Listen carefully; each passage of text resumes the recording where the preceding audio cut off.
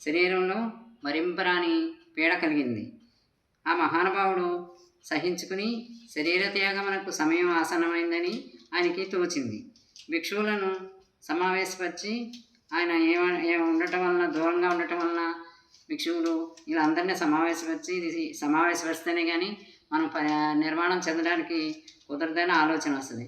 ఇది సమయం కాదని ప్రాణశక్తిని పెంచుకుని విహరిస్తున్నాడు. ఆయన శిష్యుడైన ముఖ్య శిష్యుడు ఆనందుడు. ఆయన ఏమంటున్నాడు? భక్తి తత్పరుడై, దేవా, మీ ఆరోగ్యం తెప్పరిల్లుట చూసి నా మనసు శాంతించింది. మనసు చాలా శాంతించింది. మీరు రోగగ్రస్తులైతే నాకు లోకమే చీకటైంది. నా చుట్టూ చీకటి ముసురుకుంది. పాత సారభూతమగు మీ అంతిమ సందేశం భిక్షు సంఘమునకు ఇవ్వనిదే మీరు భగవానుడు పరినిర్వాణం చెందరని నా హృదయం ఊరట చెందింది. ఆనంద, ఇంకనూ భిక్షు సంఘమునకు నాపై ఏమిటి ఆశలున్నాయి? ఎలా పెట్టుకున్నారు మీరు? లోపల వెలుపల ఉన్నదంతయు కుమ్మరించి మీకు ఉపదేశించింది. ఇంకా ఏమీయూ నా దగ్గర మిగిలించుకోలేదే. గుప్త రహస్యములను దాచించలేదు. ఏ ఉద్దేశమును భిక్షు సంఘము సృష్టించబడినదో దానికి వలసినదంతయు సమగ్ర సాధన సంపదనంతయు ముందుగానే బోధించింది. అయ్యా, 80 ఏండ్ల వృద్ధుడను, వయసు పైబడింది, చెల్లింది. పాతబడిన కుక్కిబండిలాగా శరీరం మిగిలిన ఆయుషను ఈడ్చుకుని నడుస్తుంది. పదే పదే నొక్కి నొక్కి చెప్పాను మీకు. ఆత్మదీపాన్ని వెలిగించండి, ఆత్మను శరణు కోరండి.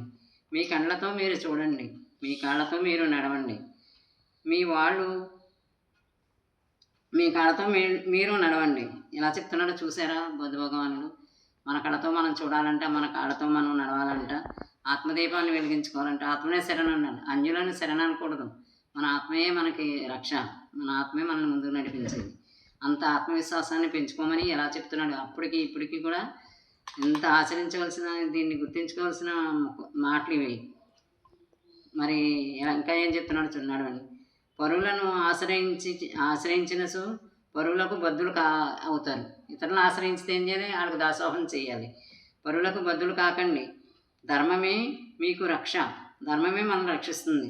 ధర్మ ప్రాణులు కండు, ధర్మాన్ని ఆచరించండి. ధర్మ ప్రాణులు కండు అందరూ ఆనందునకు ఉపదేశించడు.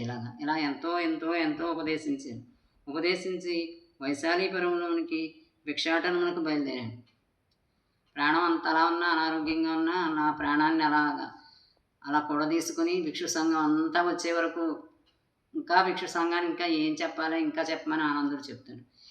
చూడండి ఎలాగా చివరి మాటలు ఎంత బాగా చెప్తున్నాడు. ఆత్మను శరణు పొందండి, ఆత్మ దీపాన్ని వెలిగించుకోండి, మీ కాళ్ళ మీద నిలబడండి, మీ కళ్ళతో మీరు చూడండి. ఈ మాటలు మనకి చాలా తేలిగ్గా అనిపిస్తాయి, కానీ ఇది గొప్ప మాటలు అన్నమాట. వీటిని మనం ఆచరణలో పెట్టుకుంటే మన యందు మనకి ఆత్మవిశ్వాసం పెరుగుతుంది. ఇతరులకి మనం లొంగం, ఇతరుల మీద ఆధారపడనే పడం. ఎప్పుడైనా ఇతరులను ఆశ్రయించి ఆధారపడ్డామో వాళ్ళకి దాసులు కాక తప్పదు, వాళ్ళకి బద్దులు అవుతాం. వాళ్ళు ఏ చెప్తే చేయాలి. అలాగ ఉండొద్దని ఎంత విశ్వాసాన్ని ఎంత గట్టిగా నొక్కి ఒక్కడని చెప్తున్నాడు బుద్ధ భగవానుడు. రేపు ఇంకొకటి చెప్పుకుందాం, సరేనా?